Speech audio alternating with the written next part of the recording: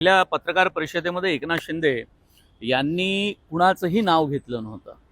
त्यात देवेंद्र फडणवीसांचं नाव नव्हतं, अजित पवारांचं नाव नव्हतं. एकनाथ शिंदे आणि त्यांची लाडकी बहीण योजना आणि नंतर दरेगाववरून परतल्यानंतर मी या लाडक्या बहिणींचा लाडका भाऊ आहे आणि मी काळजीभाऊ मुख्यमंत्री म्हणून राज्याची काळजी घेतो असं म्हणत असताना एकनाथ शिंदेना सारखं काहीतरी सुचवायचं आहे. मुद्दामध्ये हे का सुचवायचं आहे, हे कुणासाठी सुचवायचं आहे? स्वतःसाठी नाही. स्वतःला मुख्यमंत्रीपद हवं ही गोष्ट खरी, मात्र या त्यांच्या म्हणण्याला सुचवण्याला कुठेतरी तशीच भावना ही केंद्रीय भाजपच्या नेतृत्वामध्ये असू शकते.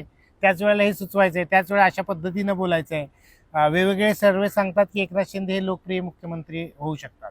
त्याच्या आधी, ह्या निकालाच्या आधी देवेंद्र फडणवीस यांना गेली 5 वर्ष हे एक प्रकारे निगेटिव्ह त्यांचं इमेज झाली होती. त्या निवडणुकीच्या नंतर त्यांनी ते सगळं एक निगेटिव्ह इमेज करण्यात, मात्र त्यांच्या काही जवळच्या लोकांनी पुन्हा धमकी सत्र सुरू करून किंवा तशा पद्धतीचं एक वातावरण निर्माण केलं आणि त्यांच्या समोरच्या अडचणी वाढवलेल्या आहेत. तर ह्या सगळ्यांचा परिणाम हा निश्चितपणे त्यांना मुख्यमंत्रीपद मिळवण्यात होत आहे.